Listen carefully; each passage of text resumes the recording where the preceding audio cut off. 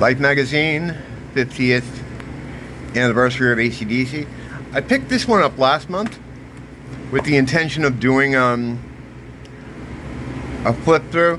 You know, when they put these magazines out for bands, they did it for Duran Duran, they did it for Queen, they did it for Bowie. They always come out within a few months apart. And it's usually some kind of anniversary. For Duran, it was the Rock and Roll Hall of Fame thing. For Bowie, it was birthday. Freddie Mercury, the anniversary. This is the AC/DC 50th anniversary. It's just so weird. Like, Life Magazine used to be kind of a... It was sort of a prestigious name, like, growing up as a kid. It was like Life Magazine was like... had some kind of cachet to it. And now they do AC/DC magazines. So here we go. Let's take a look through this. I haven't opened this up. And we're going to do it together. It's kind of a cool picture, black and white. That's the original band, of course. Well, the most popular lineup of, well, the original band had a different singer in it, is what I'm trying to get at, but no one really thinks about that. Dave Evans. It's cool. Now the other magazine, which I wanted to go through, but I ended up going through it myself, so then I felt like I couldn't do a video on it because I wouldn't be going through it with you guys. I don't know, it's weird. But I want it to be authentic. So this is the first time I'm looking at this. That one I ended up looking through, so. Let There Be Rock.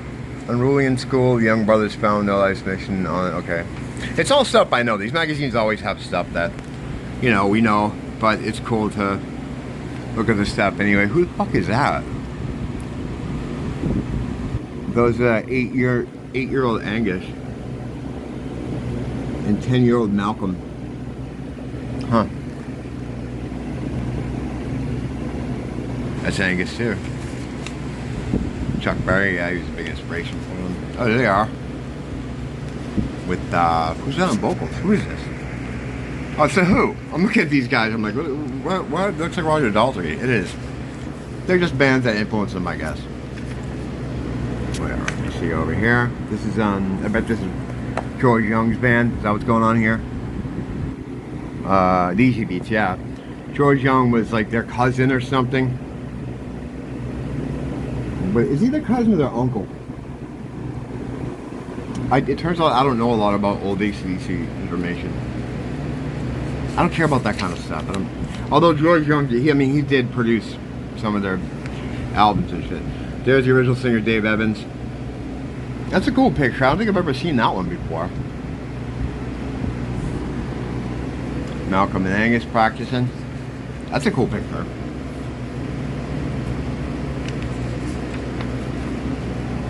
Bond. It's great. This girl's looking at him. Like, what the fuck? 1975. Yeah, here's Bond when he first joined. Bond was a little older than the rest of them. That looks like one of those pictures you get taken at Sears or something. I've never seen that either. That's really early. Let's see here. It's coming out blurry on this thing. I suck. That's the problem. It's not the camera, it's me. It's a long way to the top. That's a cool picture. Yeah, you know what? Usually in these magazines, I've seen all the pictures a million times, but I haven't seen any of these. It's kind of cool. That's the guy before Cliff Williams. Fuck was his name? I don't know. AC/DC expert. Wow. Backstage. Mark Evans. The bass player. Mark Evans was replaced by Cliff Williams. Malcolm. Malcolm Young. The real, he's Mr. AC/DC. I mean, Angus, of course, is important too, but it's really, for me, it's always, I kind of looked at it as Malcolm's band. Bond.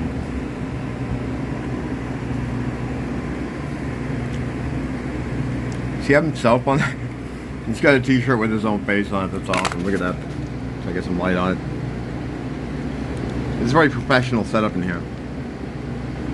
I have it set up better, but I'm doing a house project today, and I'm just I'm procrastination nation with this fucking thing. With this AC/DC magazine. I'm like, I'll just do a video with the AC/DC magazine. I want to look through it, and then I'll get started on the project. It's like the 5th time I put it up. Bon band there. It's always drinking and eating like chips and shit. Now, Angus loves milk. Milk and chocolate bars were his thing. That's a cool picture. I feel like I'm shooting this in a cave.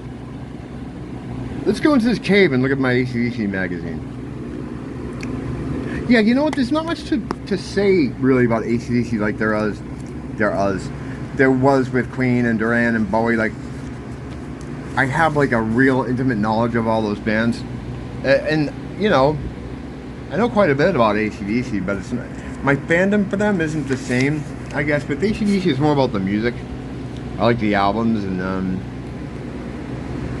I guess I'm not like a super fan, but I'm a super Bond fan. I'm a super Bon. That's fucking cool. One of the best rock and roll frontmen ever. I say it about a lot of people lately. I was saying to Michael DeBars recently. He was great, though. He was great. He appreciated it. He's a nice man. But yeah, I throw that around quite a bit. But Bond really was. And so is Michael DeBars. Michael DeBars never got his break. That's the only thing. Yeah, people always, they didn't give him a break because they thought he was some like trust fund kid, which he kind of was, but not really. But anyway, enough about Michael DeBars. That's a fucking epic picture right there. Look at those Marshalls back there. The 70s albums, like with Bond, I love them, but it's hard to distinguish between them, like which one's which sometimes. Like which song's on Power Rage and Let There Be Rock. Like I get kind of confused sometimes. Wow, that's awesome. My girl Bond's talking to her. Oh my god. Look at these girls. Wow. This one looks like a dude in drag. Is that a glam guy? It's hard to tell. This one looks like a dude too. Right? That's not a girl. I can't tell. Those look like ladies. Oh, what's that kind of era? You know? Glam rock era. I'm just gonna have to move the lights around. Look at Malcolm. He looks like a little kid here. All the way to the left. Take your brother Malcolm with you. And the fucking tattooed degenerate uncle. My phone's showing me only at 15% power. What the fuck? This whole thing is a disaster. Thank you for coming by and dealing with this. You really shouldn't. You should demand better. I mean, you're not going to get it from me, but someone will probably give you a better AC/DC magazine flip-through experience. When Scott celebrated Christmas with his parents, his father recalled, "You'd go into any room of the house and find an empty bottle." Yeah. Well, he's a drinker, man. You like drinking. Was he a sacrifice? I think so. We're not here to talk about that, though. Yeah, I absolutely think he was. Especially when you look at the timeline and everything. It's to me, it's obvious. And then that's when they got their big success. That's how things work in music and in films and entertainment and movies. You want to get to that next level, you gotta make a sacrifice. It's usually a loved one. You know, these guys said, this was Brian Johnson's band before AC/DC. Geordie, I've heard their stuff. It's kind of weird. It's sort of Scottish, because that's what they are. But it's all right. Brian Johnson, the Andy Cap hat. He was the coolest guy to wear an Andy Cap hat. Man, growing up as a kid, we fucking loved Brian Johnson. It's weird because we didn't understand. Like at first, when Back in Black came out, everybody had Back in Black, and then in America they released Dirty Deeds, okay, because they had never released it in America, and Back in Black sold so well they put it out, and we were all confused. Like, what's happening with his voice? We liked it, but we were hearing Bon Scott, and back then there's no information about shit. There's no internet. You know, we were younger, you know, without anyone's older brother around to say, no, no, no. Well, actually, that's what happened. That's what ended up happening. My friend's older brother set us straight on the whole thing. He was like, no, no, no. This is the first singer. He died. Brian Johnson's the new guy. This new album, Dirty Deeds, that was just released here, is an old album that they released in Australia and then never put it out until now. He fucking got us caught up to speed, but we were confused when we got Dirty Deeds, because Dirty Deeds came out in 81. Back in Black came out in 80. And, you know, they're just trying to make some money off the older shit that they never released in America. Dirty Deeds Done Dirt Cheap was, I think, the first album in, released in Australia. I think it might have been. The beginning of AC/DC is a bit murky with those, like this TNT, High Voltage, Dirty Deeds, and then in America, High Voltage was a compilation of songs from TNT and their High Voltage. There's 3 albums that weren't released in America, in the way they were released over in Australia. And then in 1981, they released Dirty Deeds finally, like 6 years after the fact, and it confused the shit out of me and my young friends. Brian. What a great voice, but very quick window of opportunity. Looking like Steve Harris a bit there, Angus. They were looking fucking cool at this point. This is classic AC/DC looking stuff to me. Yeah, he was good. I like his voice still, and you know, he does what he can with it, but the real great, his peak was probably Back in Black, because he had been doing it for a while with that band Geordie. And Mutt Lange got him to sing like that. He wasn't singing like that with Geordie. Mutt Lange got him to like scream like that at as high as he could possibly go, and that's where he got that voice from. But it's you know, how long can you do that? For Those About to Rock, which came out in 81, with Brian Johnson on at the end of 81, that was pretty good. Not as good as Back in Black. This is from Blow Up Your Video. I didn't like that album. It was in one ear out the other. Thunderstruck, this is when they kind of came back. I liked Flying the Wall. I see this magazine as I'm going through it. It doesn't seem to be going. It's going chronologically, but not really. It's not making a lot of stops. It's just like, oh, this could be. Yeah, I mean, if we go back through it, I'm not going to go through everything, but yeah, this is like flick up the switch right here. So it is going through it. I'm just like, I'm not paying attention to it, I guess. Whatever. No, because this is like 81, right? Nope, that's 85. That's 85. Nope, it's 88. Well, that's close. Horseshoes and fucking hand grenades. Big Angus head. Yeah, and I know I see all the satanic symbolism, blah blah blah. I know, I get it, I get it. It doesn't work on me though. You don't have to work. Here's the whole thing.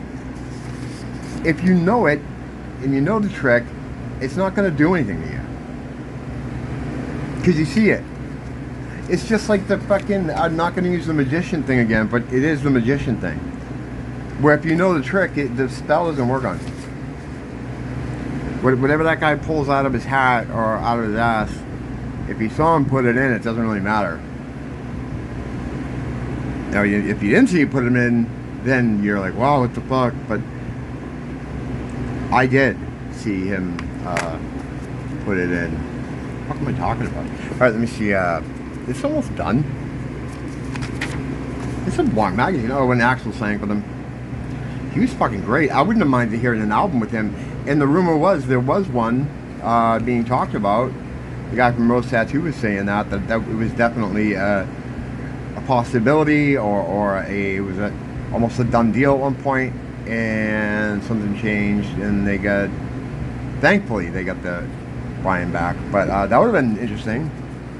But I actually can't even make an album with Guns N' Roses. Like, it would be such a fucking stupid thing if he made an album with AC/DC. That said Danger. Oh, it said Danger.